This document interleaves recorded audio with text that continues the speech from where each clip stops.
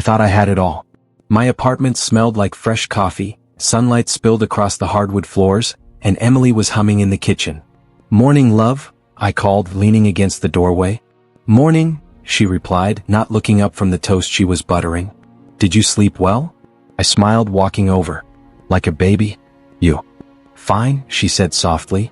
Then she paused, glancing at her phone. "Laura texted me last night." I frowned. "Laura? Your colleague?" Emily nodded. "Yeah, she just wanted to check in. You know, casual stuff." I shrugged. "Sure. Friends checking in. That's fine." But I felt it, a tiny prick of unease. Nothing concrete, just a flicker in my chest. Emily caught my glance. "What?" "Nothing. Just Laura? She seems close to you." Emily laughed lightly. "Oh, come on. She's just a friend. You worry too much." I wanted to believe her, to let the tension dissolve. "Maybe. I just sometimes feel like there's distance between us lately." Emily smiled, finally looking at me. "Distance? Really? You know I love you. You're imagining things." She reached for my hand. "Come on, breakfast before it gets cold." I nodded, but the thought lingered. Her laughter didn't quite reach her eyes. Later that day, I went to my office trying to shake off the feeling. Laura's name kept surfacing in my mind. I remembered how Emily had whispered about her, saying, "She understands me in ways you don't." Mark called me during lunch. "Hey man, you okay? You sound off." I sighed. "I don't know. Emily's been distant. I might just be paranoid." "You've always been trusting," Mark said. "That's good, but don't ignore the signs. Keep your eyes open." I chuckled. "Thanks, man. I guess I'll see how it goes." When I got home, Emily was on the couch, scrolling through her phone. "Hey," I said. "How's your day?" "Busy," she muttered, barely looking up. "Laura stopped by to drop off some papers." "Just papers?" I asked cautiously. She shrugged. "Yeah. Don't overthink it." I wanted to believe her again. I really did. But when she smiled, that soft, distracted smile at the phone, I felt that familiar twist in my gut, the one that said maybe things weren't as perfect as they seemed. Later, over dinner, I tried to start a conversation. "Emily, do you want to talk about anything?" She raised her brow. "About what?" "About us, maybe? How we're doing." Emily laughed softly, almost nervous. "We're fine. Really. I don't know why you're worried. You're imagining things again." I swallowed my doubt. Right. Just my imagination. But even as I said it, I watched her. Something was there. Something she wasn't telling me. After she went to bed, I sat alone on the couch, staring at the half-empty glass of wine on the table. Am I overreacting? I muttered to myself. Or is something really off? Her laughter, her glances, the way she hesitated before answering, it all replayed in my mind. I wanted to trust her, needed to. I told myself it's nothing. Just paranoia. But the doubt was there, lurking beneath the surface. And I couldn't shake it. I was lying in bed when my phone buzzed. I glanced at the screen, Emily's name. "Emily?" I whispered, half asleep. No reply. Just a quick vibration, then silence. The next night it happened again. This time, curiosity got the better of me. I peeked at her phone while she was in the shower. A message popped up. "Can't wait to see you later, winky face. David?" My chest tightened. I couldn't breathe. "David? My wife." I shoved the phone back, guilt mixing with anger. No, maybe it's innocent. Maybe I'm imagining it. Later that morning, I met Mark at our usual cafe. He noticed the tension immediately. "Dude, you look like hell," he said, sliding into the seat across from me. "Thanks," I muttered, stirring my coffee. I don't know, man. Something's off with Emily." Mark raised an eyebrow. "Off how? Talk to me straight." I swallowed hard. "I saw a text last night. From David. My wife's student's dad. It was flirty." Mark leaned back, frowning. "Holy? That's serious. Did you confront her?" "No, I couldn't. I don't want to ruin everything without proof." "Good call," Mark said. "You need to see the full picture first. Don't jump. Gather evidence, watch her patterns." I nodded. "I feel sick, man. I trusted her, and now," my voice broke. Mark put a hand on my shoulder. "I know, brother. Just stay calm. Don't react blindly. You're smarter than that." At home, Emily was humming again like nothing had happened. "Hey," she said, brushing past me in the hallway. "Did you have a good day?" I tried to act casual. "Yeah, work was fine." She smiled, distracted by her phone. Laura texted me again. Laura? I asked, keeping my voice neutral. Yeah, she said. Just checking in. You know her. She worries. I nodded, forcing a smile. But inside, I felt the sting of suspicion. I noticed how quickly she hid her phone when I entered the room. Later, I tried talking to her again. Emily, can I ask you something? She looked up, smiling faintly. Sure. What's up? Do you feel distant from me? I asked carefully. She laughed lightly, almost nervously. Distant? No. You're imagining things again. I swallowed. Maybe. I want us to be honest with each other. I am honest, she said, her eyes flicking to her phone again. Really? You worry too much. Her words didn't reassure me. If anything, they fueled my doubt. I spent the night lying awake, replaying every glance, every hesitation. Why is she hiding things? The next morning, Mark called again. Did you talk to her? No. I'm observing. Watching for patterns, I admitted. Good, he said. Keep notes, screenshots maybe. You need concrete proof, not paranoia. I sighed, running my hands through my hair. I hate feeling like this. I feel trapped between love and fear. Mark's voice softened. It's normal. Betrayal shakes you. But don't let it destroy you before you have the truth. At work, I kept replaying the text in my mind. David. My blood boiled just thinking about him. Who does he think he is? But I stayed calm, remembering Mark's advice. That evening, Emily called me from the kitchen. I'm making dinner. Can you help? I joined her silently, watching her. Every smile, every laugh, every glance at her phone, it was loaded now with suspicion. I feel like you're hiding something, I finally said, unable to stop myself. She froze. Hiding something? No, of course not. I wanted to believe her desperately. But deep down, I knew my instincts weren't wrong. Something had changed. I sat down, pretending to read a magazine while my heart raced. I need proof. I can't confront her yet. But I will. One day soon I'll know the truth. And for the first time in years, the home I loved felt cold. I walked into the kitchen, my hands shaking slightly. Emily was sipping her coffee, scrolling her phone. I swallowed and tried to keep my voice steady. Emily, can we talk? I asked. She looked up, smiling softly. Sure. What's wrong? I saw a message last night. From David. My voice cracked slightly. Her face changed just for a moment before she masked it. David? What about him? I took a deep breath. He sent you a flirty text. I saw it. Why Emily? Why him? She set the coffee down and looked at me, almost pleading. It's complicated. I didn't mean to hurt you. Complicated? You're cheating on me? With David, my wife's student's father? My chest felt like it was collapsing. Tell me it's not true. Emily bit her lip. It happened once. I was lonely. You've been working so much.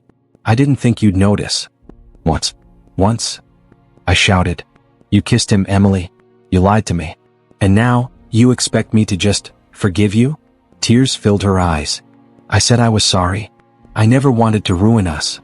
I ran my hands through my hair, pacing. Do you even hear yourself? You ruined everything. My trust, my home, my life. Please don't make this worse, she begged. I can fix it. I'll end it with him. I swear. Fix it? I scoffed. You think ending it now erases the betrayal? I saw him in your texts, Emily. I know exactly how close you were. Her lips trembled. You don't understand. He makes me feel alive. I didn't plan this. I didn't plan to hurt you. I laughed bitterly, shaking my head. Feel alive? While I'm here, loving you, trusting you? Do you have any idea what you've done to me? I'm sorry, she whispered. I can't take it back, but I can try to make it right. I sank into a chair, my head in my hands. Try. There's no trying for this, Emily. You destroyed us. And you don't even seem to regret it fully. She sat across from me, pleading. I do regret it. I can't imagine my life without you. I looked up, eyes blazing. Do you realize how selfish that is? You don't get to regret after betrayal.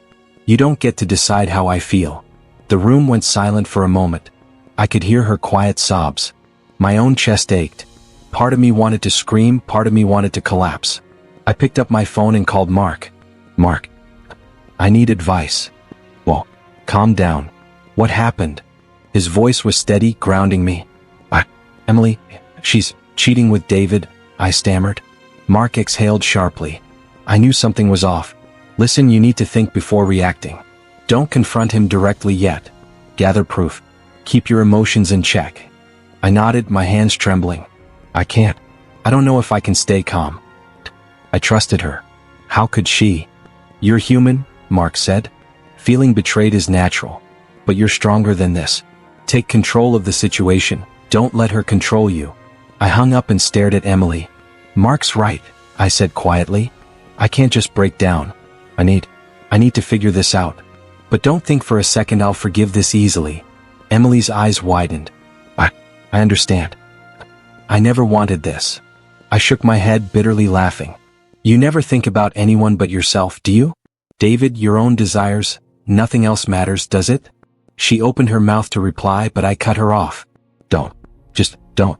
I can't even look at you the same way anymore. I walked out of the room, my chest tight, heart racing. Everything I thought was safe, perfect, shattered in an instant. As I leaned against the doorframe, I muttered to myself, this isn't over. Not by a long shot. One way or another. I'll see justice. I'll see karma. The weight of betrayal settled on me like a stone. But beneath the hurt, a flicker of something darker burned, determination. They will pay. Both of them. Emily and David. I packed a small bag that night, leaving the apartment quietly. Emily was asleep, unaware I was leaving, and for the first time in weeks, I felt a strange relief. I met Mark at our usual cafe the next morning. You actually did it? He said, raising an eyebrow. I couldn't stay there, Mark, I admitted. Being around her, it was eating me alive. Mark nodded. Good. Distance is what you need. Now focus on yourself. Rebuild. I nodded, swallowing the lump in my throat. Yeah, I have to. I can't let her destroy me. At work, Sarah noticed me the next day. Hey, you're looking tired, she said softly, handing me a coffee. Thanks, I muttered. Just personal stuff. You want to talk? She asked. Her eyes were kind, patient, not judgmental. I hesitated, then nodded. I'm dealing with a betrayal, I confessed. It's hard to even function sometimes. Sarah placed her hand lightly on my arm. I get it. I've been through something similar. It's painful, but you'll come out stronger. You deserve someone who values you. Her words felt like a lifeline. I blinked back tears. I don't even know where to start. Start with yourself, she said. Set goals, focus on work, your hobbies, things that make you proud of you. I nodded, a spark lighting inside me. I think I can do that. I want to do that. Mark called me that evening. You talked to her yet? No. I'm focusing on me now, I said. It's hard, but I need to be strong before I deal with her. Good, he said. Revenge is pointless if you're broken. Build yourself first. The next week, I started working out, taking long runs in the mornings. Sarah would sometimes join me. You're improving already, she said, smiling. You look more confident. I feel it too, I admitted. I never realized how much I let someone else control my emotions. Control is yours now, she said firmly. Don't give it back. At the office, I began taking on more projects, staying late, showing initiative. Sarah would always check in. You're doing amazing. Proud of you. Her support wasn't intrusive, just steady. It was different from Emily's manipulations. It was real. It made me realize what I'd lost, and what I deserved. One night, Mark called again. Feeling better? I laughed softly. Yeah, lighter. I can breathe again. Good, he said. Remember, strength attracts respect. Not just from others, but from yourself. I leaned back in my chair thinking about Emily. Anger was still there, simmering, but beneath it, I felt clarity. I didn't need her validation. I didn't need David's arrogance to define me. I had me. The next morning, Sarah smiled at me again. You okay? I am, I said honestly. I'm starting to feel like myself again. She nodded. That's all you need to focus on. Everything else will fall into place. As I walked home that evening, my steps felt lighter. The pain was still there, but I could handle it. I was reclaiming my life. My emotions were mine again, not hers, not David's. For the first time since discovering the betrayal, I felt a flicker of hope. And a small, quiet thought crossed my mind. Karma is coming. But first, I rise. I saw them first at a school function. Emily was laughing too loudly at David's jokes. He looked pleased with himself, like he owned the room. I stayed back, pretending to check my phone, letting them play their roles in front of everyone. I can't believe you convinced them to approve the fundraiser, David whispered to her. You're amazing, Emily. She smiled, fluttering her eyes. I just did what needed to be done. I clenched my fists in my pocket. Amazing? Is that how she thinks of herself? Later, I overheard them at a cafe. I told you the catering would be perfect, David bragged. And yet half the orders are wrong, the waiter said, shaking his head. Emily's smile faltered. We can fix it, no problem. David waved it off. They'll understand. Relax. I leaned against a wall nearby, sipping my coffee. Relax. You arrogant fool. The cracks are showing. A few days later, Emily called me unexpectedly. I just wanted to tell you. I let the voicemail play without responding. Her voice sounded rehearsed, nervous. Too little, too late. At work, Sarah noticed me smirking. You're thinking about them again, aren't you? Yeah, I admitted. Their arrogance is ridiculous. And yet, seeing them stumble, it's satisfying. She raised an eyebrow. Careful. Don't get lost in revenge before you're ready.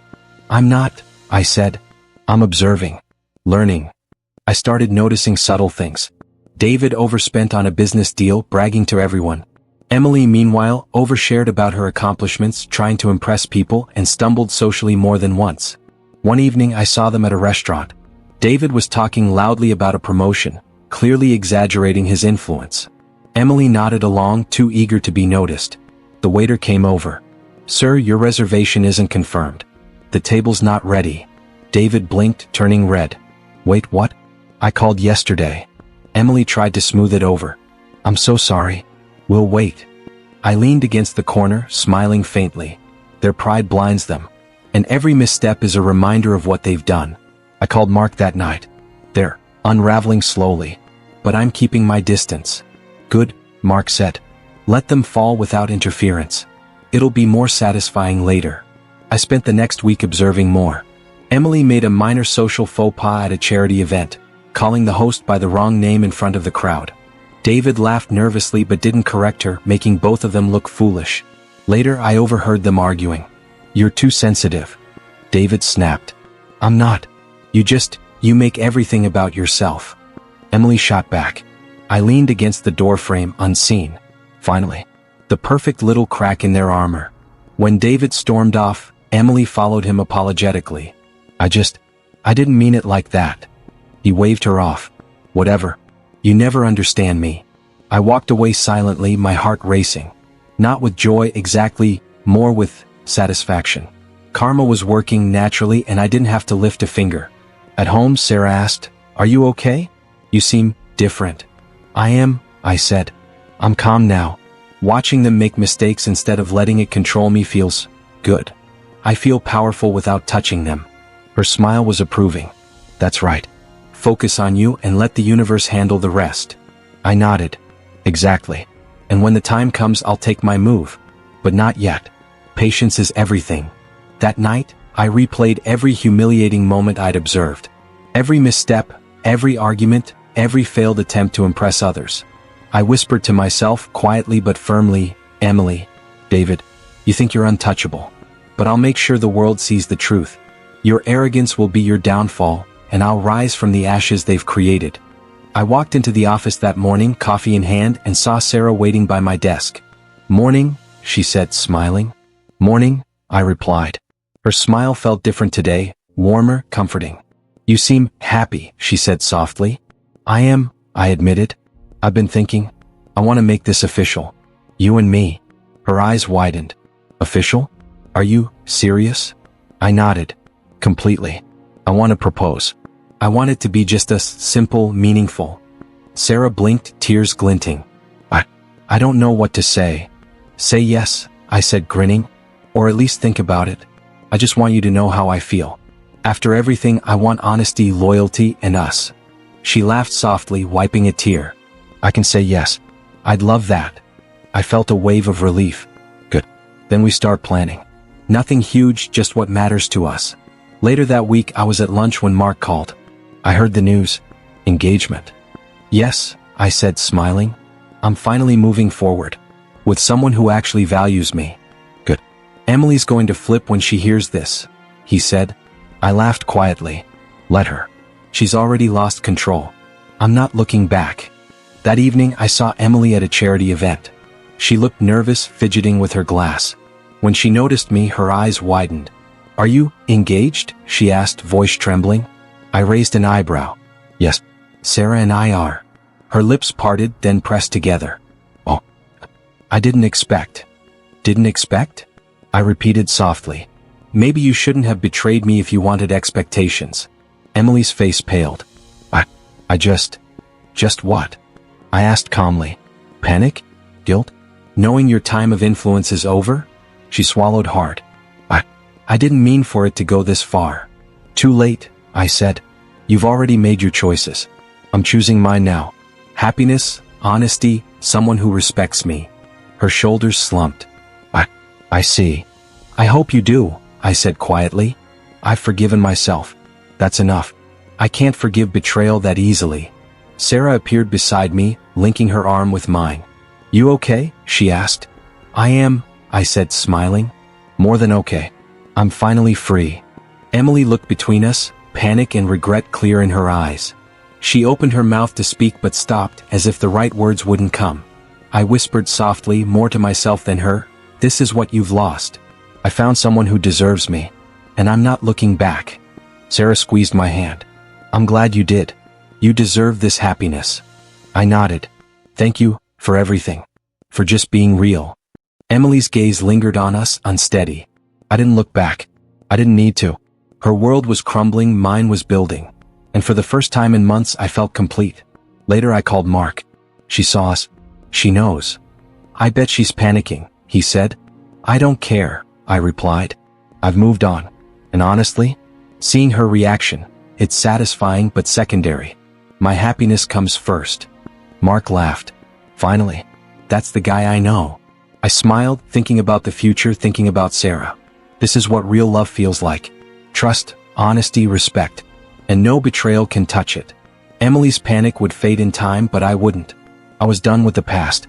I had everything I needed, someone genuine and my own strength.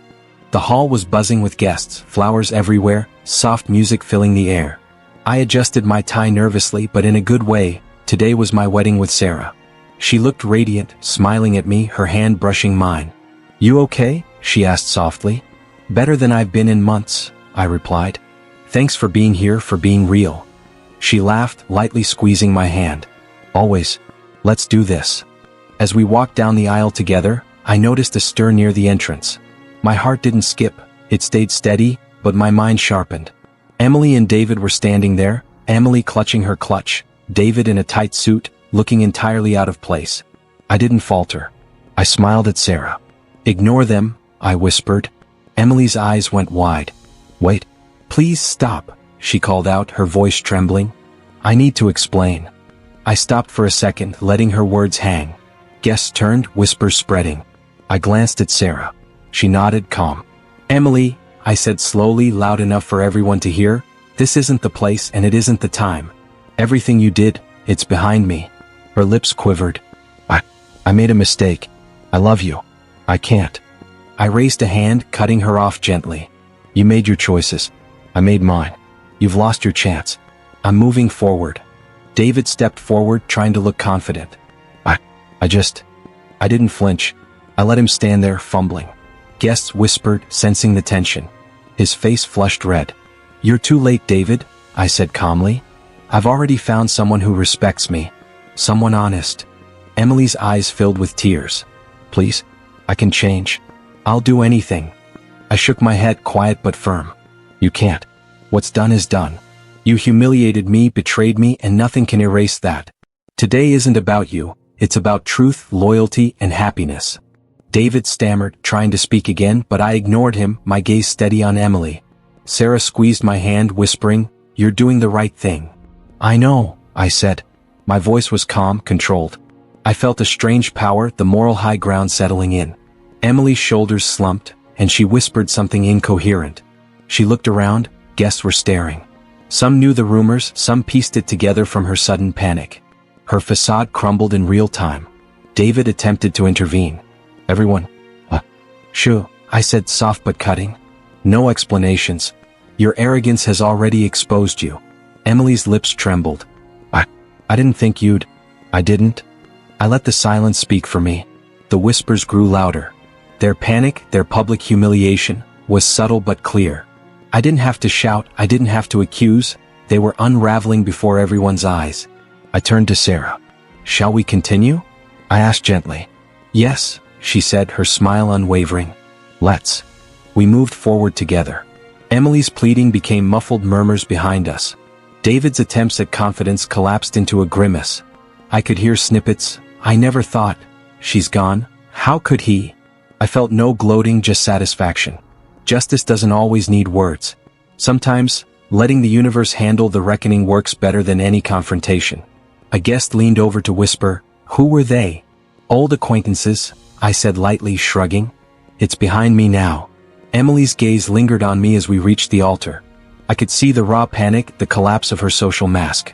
David fidgeted, mumbling apologies to guests he didn't even know. Sarah squeezed my hand again. "Ready?" she whispered.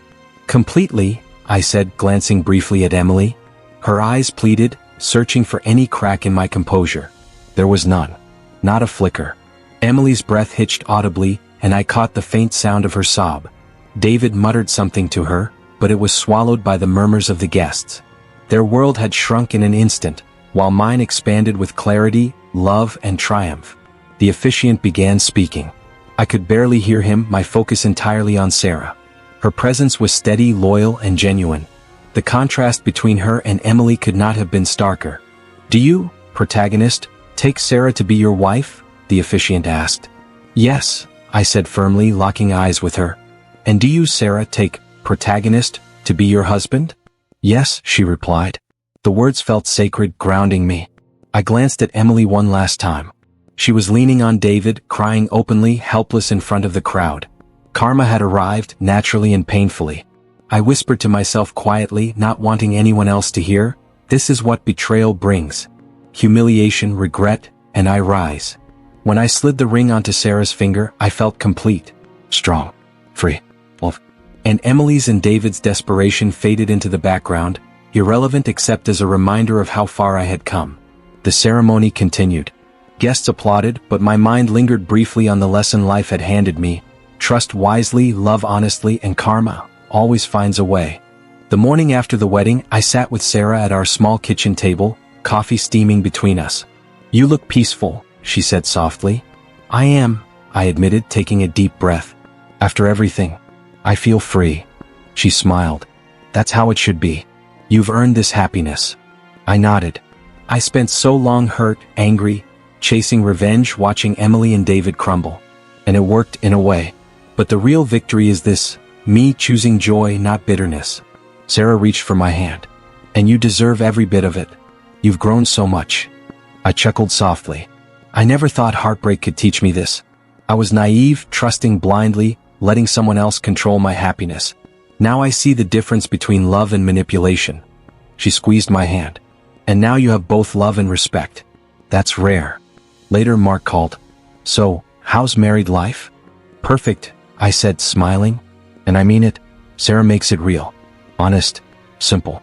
The way it should be." "Good," he said. "I hope you're leaving the past behind." "I am," I said firmly. "Emily is gone. I haven't heard from her and I don't want to. She realized her mistakes too late. Karma took its course and I'm done observing. I'm living now." Sarah leaned against me. "And we'll keep building our life together, right?" "Absolutely," I said. "No shadows of betrayal, no lies. Just us. Trust, laughter, and love." I thought about everything, the heartbreak, the betrayal, the subtle revenge. It felt like a long, dark tunnel that finally opened into light. I didn't need to gloat or dwell. Seeing Emily's panic and David's humiliation was satisfying, but fleeting. The real joy was in this moment. "Are you ready for breakfast?" Sarah asked, teasing. I laughed. "Yes. Let's start our first day properly." As I poured the coffee, I whispered quietly to myself, "I survived. I grew. I reclaimed my life. And I will never let anyone's selfishness define me again." Sarah smiled knowingly. "You've truly moved on." "I have," I said, taking her hand. "And this time, I'm here to stay. For us. For me." Outside, the world carried on. But inside, I finally felt a calm I hadn't known in years. The past was behind me. The future, bright and honest, awaited. And I knew, whatever challenges came next, I could face them with integrity, strength, and love.